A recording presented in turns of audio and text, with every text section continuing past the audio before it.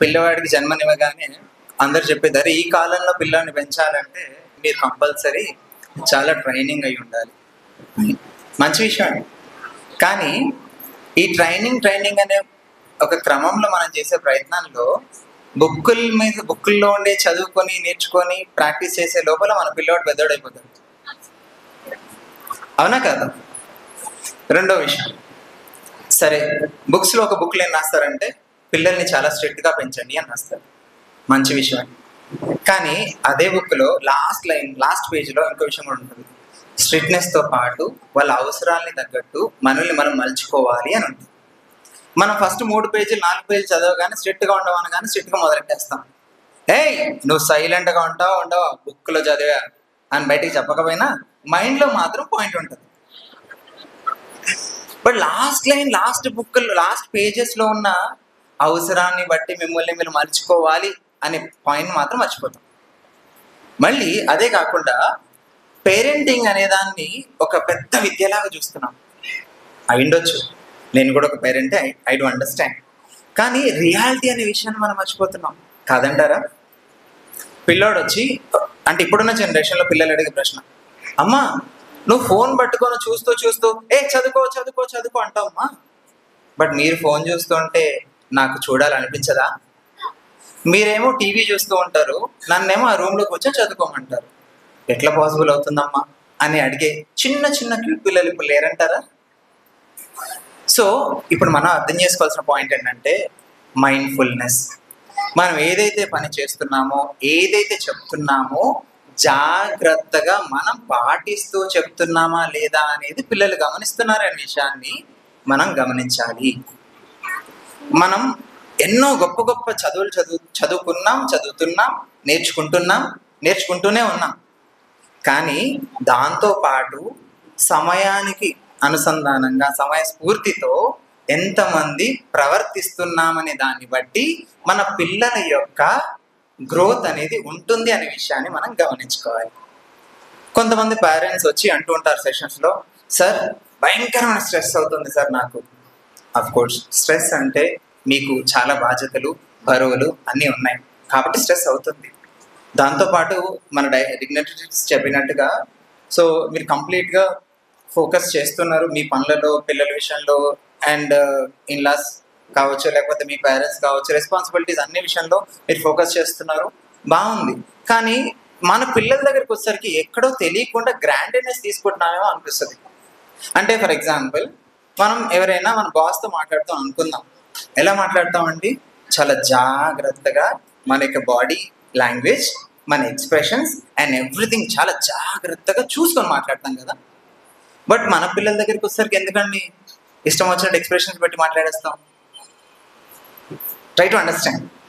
అంటే ఇప్పుడు పిల్లలు అంటాం కదా, అర్థం చేసుకుంటా మమ్మల్ని అర్థం చేసుకుంటా అని అంటుంటాం కదా. మరి మనం వాళ్ళని ఎలా అర్థం చేసుకుంటాం అనే పాయింట్ కూడా పాయింటే కదా. అంటే నా పాయింట్ ఏంటంటే ఇప్పుడు పిల్లల్ని మనం అంటే వాళ్ళు చిన్న పిల్లలు అనే విషయం మర్చిపోయి కూడా వాళ్ళు పెద్దవాళ్ళలాగా ఆలోచించి మన గురించి ఆలోచించమని మనం అంటున్నాం కదా.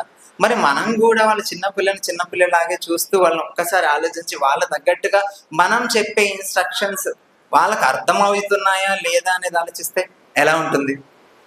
Half of the stress of the parent పోతుంది కదా.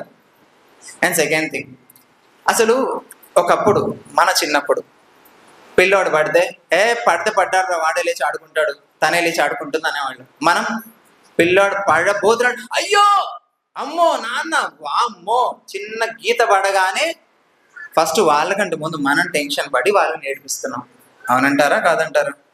ఇప్పుడు మళ్ళీ ఇంకోటి, ఎమోషనలీ ఇండిపెండెంట్ అవ్వాలి అంటాం. As a psychologist we're working on it, you people also working on it. But sensitivity ఎక్కడ మిస్ అవుతుంది అంటే మనమే ఎమోషనల్ సెన్సిటివిటీస్, వీక్నెసెస్ అంతా చూపించేసి, మన టెంపర్ టాంట్రమ్స్ అంతా చూపించేసి, the child has to speak very politely in front of the class teacher, he has to speak very beautifully in front of all the citizens. How it is possible? Reality versus expectation, this is the concern nowadays. And ఇంకోటి, మనం sessions కానీ ఏదైనా నేర్చుకోవడానికి వెళ్ళినప్పుడు చాలా జాగ్రత్తగా కాన్షియస్గా వింటాం కదా. బట్ అదే విషయం మన పిల్లల దగ్గరికి వచ్చేసరికి నేను బిజీగా ఉన్న తర్వాత మాట్లాడతా, లేదు లేదు, నేను యాక్చువల్లీ వర్క్ ఉంది, కంప్లీట్ చేసినాక నీ దగ్గరికి వస్తా, నీతో వింటా, నేను ఫుల్ టైం స్పెండ్ చేస్తా.